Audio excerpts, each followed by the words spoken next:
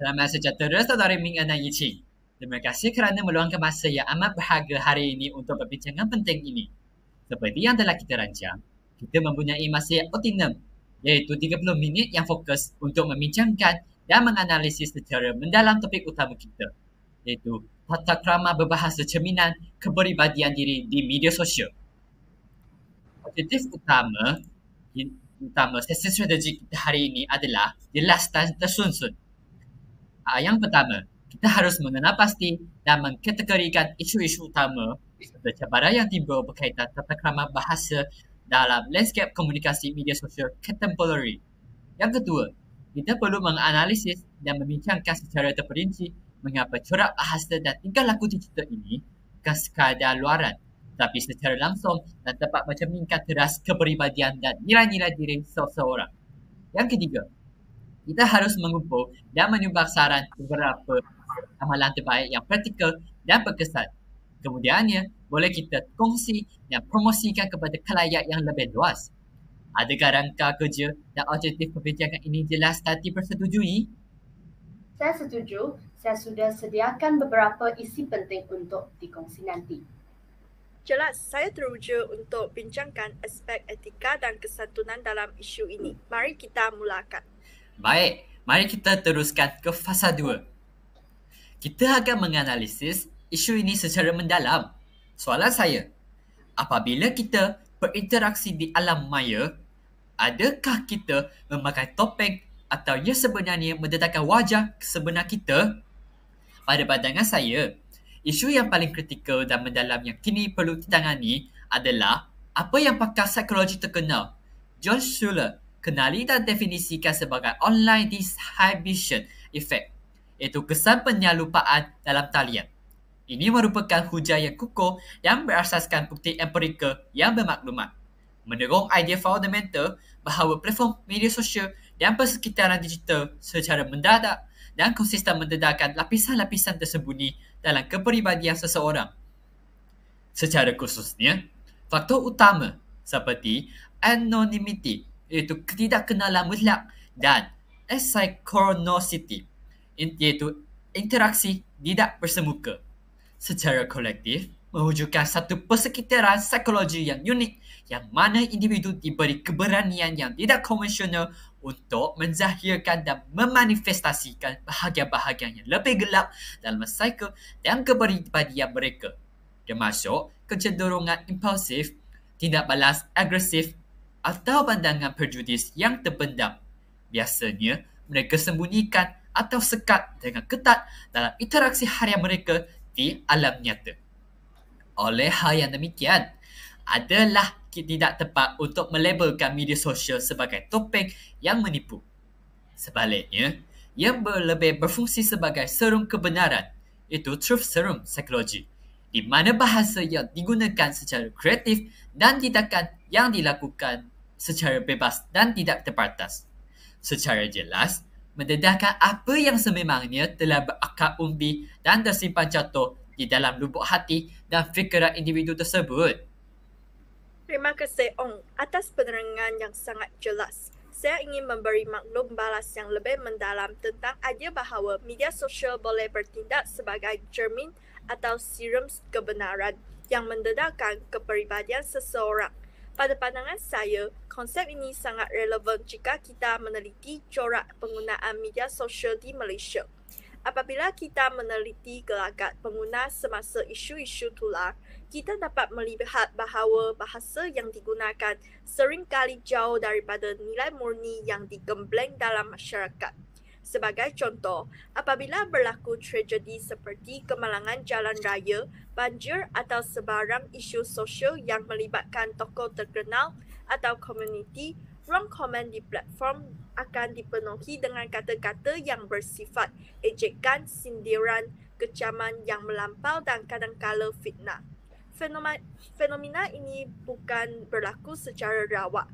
Ia selaras dengan pandangan tokoh sosial-linguistik Malaysia iaitu Profesor Dato Dr. Teo Kok Siong yang menekankan bahawa bahasa kasar di media sosial mencerminkan masyarakat yang berada dalam keadaan rendah adab apabila berada di belakang skrin. Beliau menegaskan bahawa adab adalah benteng terakhir yang membentuk jati diri masyarakat. Maka walaupun masyarakat kita terkenal dengan budaya sopan santun secara bersemuka di media sosial, nilai itu sering hilang. Dari sudut etika, situasi ini menunjukkan satu bentuk kepribadian kolektif yang mudah menghukum orang lain secara terbuka. Kita sering terlupa bahawa setiap akaun di ruang digital adalah individu sebenar yang mempunyai perasaan dan emosi. Apabila kata-kata penuh kecaman itu dilontarkan, ia bukan sahaja menyinggung perasaan orang lain, tetapi juga menunjukkan kekurangan empati dalam kalangan masyarakat. Ini sejajar dengan prinsip moral yang ditekankan oleh tokoh etika seperti Dalai Lama bahawa empati tidak seharusnya hilang walaupun komunikasi berlaku secara digital. Saya amat menghargai pandangan Ong yang berasaskan teori psikologi dan hujah I Ching yang menekankan aspek etika serta budaya. Kedua-dua perspektif tersebut menunjukkan bahawa isu tata ramah digital bukan sekadar masalah bahasa tetapi berakar daripada kepribadian dan nilai yang seseorang bawa ke ruang maya. Namun, untuk melengkapkan analisis ini, saya ingin menambah satu dimensi integratif, iaitu tidak semua kelakuan negatif dalam talian berpunca daripada kepribadian toksik. Ada kalanya ia lahir daripada kejahilan digital atau kekurangan kemahiran literasi maklumat. Menurut Howard Gardner, tokoh pendidikan dari Harvard University, kemahiran literasi digital ialah sebahagian daripada 5 minds for the future, khususnya the disciplined mind dan the ethical mind. Gardner menjelaskan bahawa individu yang tidak terlatih dalam pemikiran digital mudah terjebak dalam penyebaran maklumat palsu, komen impulsif atau amalan tidak beretika bukan kerana berniat jahat, tapi kerana mereka tidak memiliki kebolehan menilai kesan tindakan digital mereka. Jika kita gunakan kerangka pemikiran komputasional, masalah ini dapat dileraikan melalui komponen pengecaman corak iaitu pattern recognition. Berdasarkan pemerhatian saya, corak penyebaran berita palsu di platform seperti WhatsApp sering berpunca daripada golongan yang lebih berusia. Mereka pada asasnya berperibadi baik, namun kurang terdedah kepada literasi media, verifikasi maklumat dan etika penyiaran digital.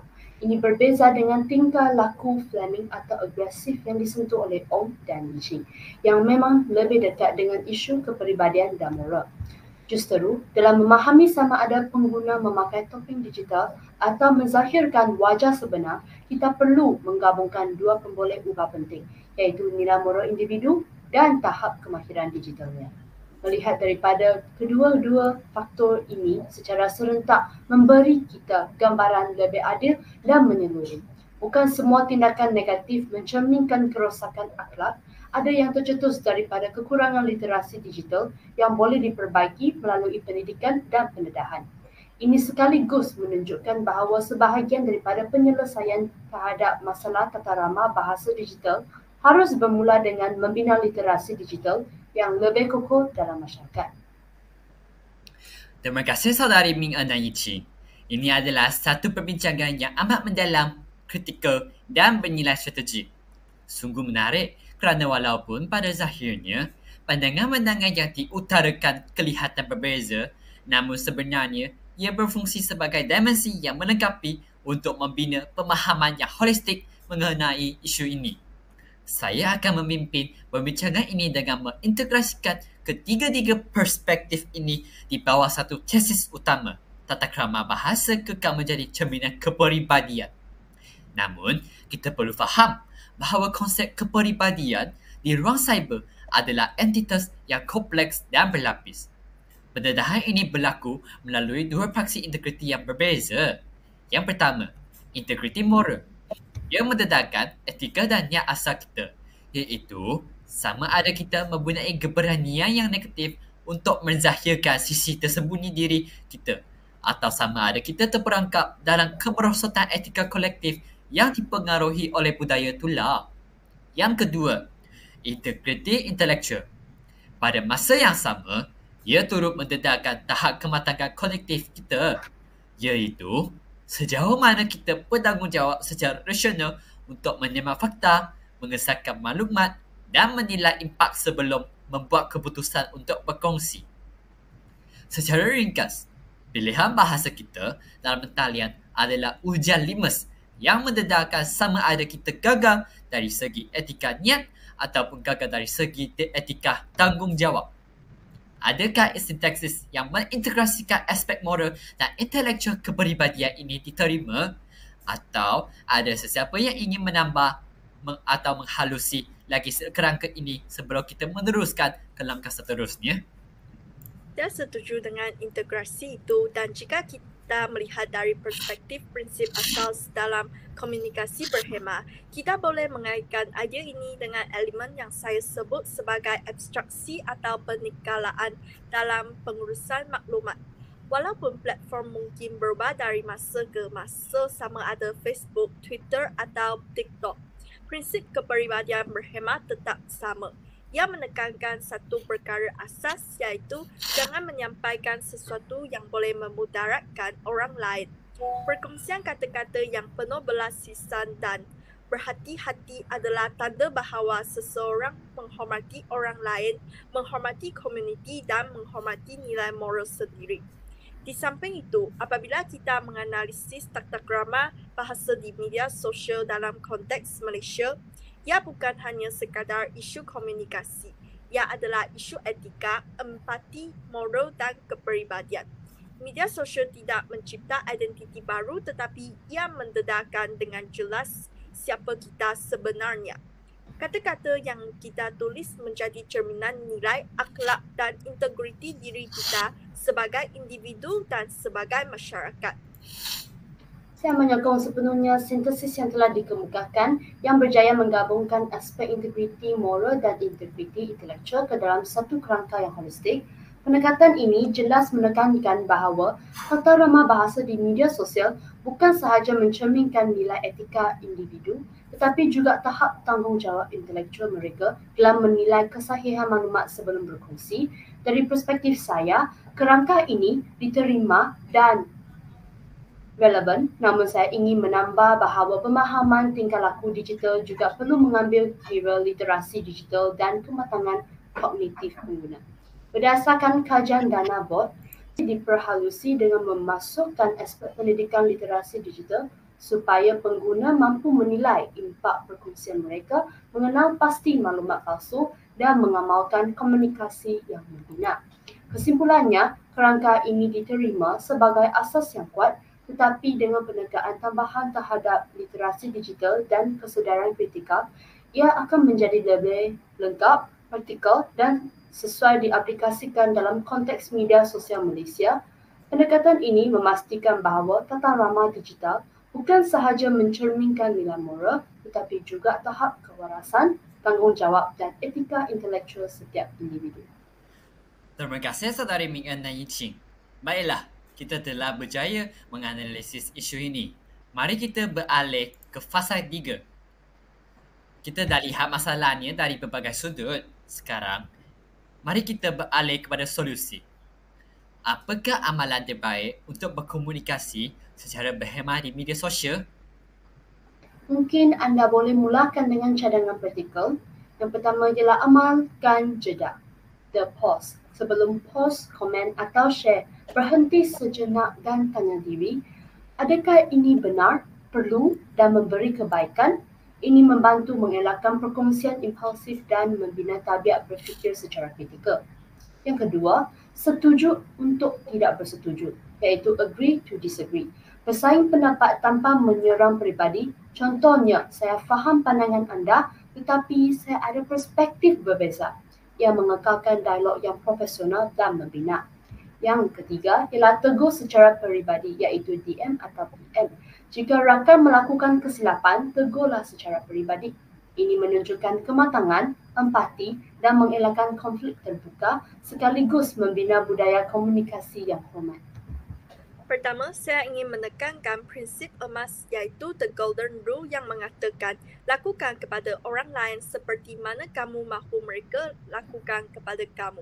Ini bukan sekadar slogan moral, ia sebenarnya garis panduan universal dalam semua agama dan falsafah besar dunia. Dalam konteks media sosial, ia bermaksud setiap kali sebelum menekan butang post atau share, kita perlu bertanya, adakah saya sanggup menerima komen seperti ini jika ia ditujukan kepada saya? Apabila kita memilih bahasa yang berhemah secara konsisten, kita berada pada tahap moral yang matang, bukan sekadar mengikut peraturan. Saya juga ingin menambah satu lagi prinsip etika, iaitu etika empati digital yang diperkenalkan oleh Hoffman and Glasser, iaitu pakar komunikasi digital. Mereka menekankan bahawa dalam dunia yang semakin bergantung kepada media sosial, empati harus diterjemahkan dalam bentuk digital seperti menghormati privasi, mengelakkan sindiran, tidak memalukan seseorang di ruang awam dan mengutamakan dialog berbanding konfrontasi. Selain itu, kita perlu membudayakan komunikasi penghubung bukan pemutus, iaitu connecting, not dividing. Jika bahasa yang kita gunakan memutuskan hubungan, itu bermaksud ada sesuatu yang tidak seimbang dalam diri kita. Tetapi, jika bahasa kita membina dan memulihkan, itu tanda kepribadian matang. Akhir sekali, saya mahu menekankan pentingnya accountability dan diri digital. Dalam budaya Jepun, konsep kata hati mengajar bahawa seseorang harus sentiasa sedar bahawa kata-kata meninggalkan kesan jangka panjang. Di dunia moden, kesannya ialah jejak digital, iaitu digital footprint. Setiap komen, setiap perkongsian dan setiap sindiran adalah tanda tangan peribadi kita dalam dunia maya dan ia tidak boleh dipadan sepenuhnya. Jadi apabila bercakap tentang solusi, ia bukan sekadar teknik tetapi pembinaan watak. Terima kasih saudari Ming En dan Yi Qing. Saya sangat bersetuju dan faham dengan pandangan yang diutarakan oleh saudari Ming En dan Yi Qing. Bukan sahaja amat praktikal, tetapi juga berlandaskan empati dan pemahaman kemanusiaan yang mendalam. Sebagai pelengkap kepada hujah tersebut, saya ingin memperkenalkan satu lagi dimensi penting, iaitu keperluan untuk menjadi teladan. Be the example. Intipati kepribadian dan integriti moral kita juga tercermin secara jelas melalui pilihan sedar kita untuk menyebarkan dan berkongsi perkara-perkara yang positif dan membina. Tindakan mudah seperti mengucapkan terima kasih secara terbuka, memuji usaha dan pencapaian orang lain secara ikhlas, dan menggunakan platform media sosial secara konsisten untuk tujuan membina dan memberdaya serta bukannya meruntuh atau memecah belahkan.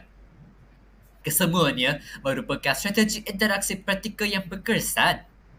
Tindakan-tindakan ini secara kolektif bukan sahaja membentuk naratif digital yang lebih sihat, tetapi juga mencerminkan peribadi yang memiliki integriti tinggi dan rasa empati yang mendalam dalam landscape cyber yang seringkali toksik. Memandangkan masa yang diperuntukkan semakin menghampiri penghujungnya, izinkan saya merumuskan kembali dapatan utama dan konsensus yang telah kita capai melalui sesi perbincangan yang amat berkesan, komprehensif dan bernas ini. Secara kolektif, kita bersetuju bahawa definisi tata krama yang meluas. Skop tata krama bahasa digital melengkaui sekadar mengelak penggunaan kata-kata kesat, tetapi turut merangkumi menahan diri daripada sendirian, pedas dan bertanggungjawab sepenuhnya untuk tidak menyebarkan fitnah atau maklumat berpalsu demi memelihara integriti maklumat. Yang kedua, kepribadian yang kompleks. Corak komunikasi digital kita sama ada bersifat impulsif, agresif atau berhemah telah disahkan sebagai cerminan langsung kepribadian kita. Refleksi ini bersifat kompleks, merangkumi sama ada kegagalan pada tahapnya etika kita mahupun kegagalan pada tahap integriti intelektual. Yang ketiga, kerangka penyelesaian kendiri. Justeru, konsensus kita terhadap solusi terbaik ialah memulakan perubahan pada peringkat diri sendiri.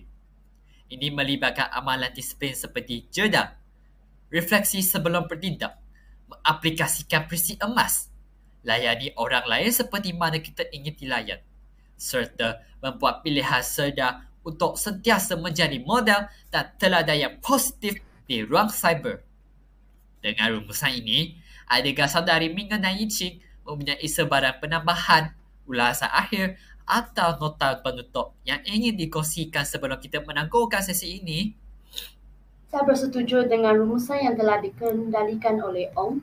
Saya ingin menekankan bahawa selain mengamalkan disiplin seperti jeda dan prinsip emas, setiap individu juga perlu menguatkan literasi digital mereka. Ini termasuk keupayaan untuk menilai kesahihan maklumat, mengenal pasti sumber yang boleh dipercayai dan memahami kesan jangka panjang setiap perkongsian terhadap komuniti serta reputasi diri. Dengan menggabungkan aspek moral, empati dan intelektual, setiap interaksi digital bukan sahaja mencerminkan kepribadian sebenar individu, tetapi juga memberi impak positif kepada masyarakat secara keseluruhan. Langkah ini membolehkan kita menjadi teladan yang baik di ruang cyber, membina budaya digital yang beradab, bertanggungjawab dan menyokong komunikasi yang konstruktif. Justeru, perubahan diri sendiri menjadi asas paling berkesan untuk memastikan tata ramah bahasa di media sosial mencerminkan nilai dan integriti kita secara konsisten. Terima kasih Ong dan Mingen. Saya setuju bahawa sesi kita hari ini telah berjaya menghuraikan isu ini dari sudut teori, etika dan praktikal. Sebagai penutup, saya ingin tekankan satu perkara penting, iaitu setiap perkongsian, komen atau like adalah cerminan diri kita. Ia umpama ukiran digital yang merekodkan nilai serta watak kita. Dalam dunia akademik, ada istilah yang digunakan oleh tokoh komunikasi bernama Irving Goffman yang menyatakan impression management, iaitu cara kita mengurus persepsi orang terhadap diri kita. Dalam media sosial, pengurusan ini menjadi lebih penting kerana bila-bila masa orang boleh menilai kita berdasarkan komunikasi kita. Namun yang paling penting ialah bukan persepsi orang tetapi kejujuran diri. Saya juga ingin mengingatkan bahawa media sosial bukan sekadar tempat untuk kita meluahkan pendapat, tetapi ruang untuk membina masyarakat yang lebih beradab. Jika setiap pengguna mengamalkan adab berbahasa, empati digital dan tanggungjawab moral, kita bukan sahaja memperbaiki diri tetapi juga mempengaruhi orang lain secara positif. Kebaikan itu merebak.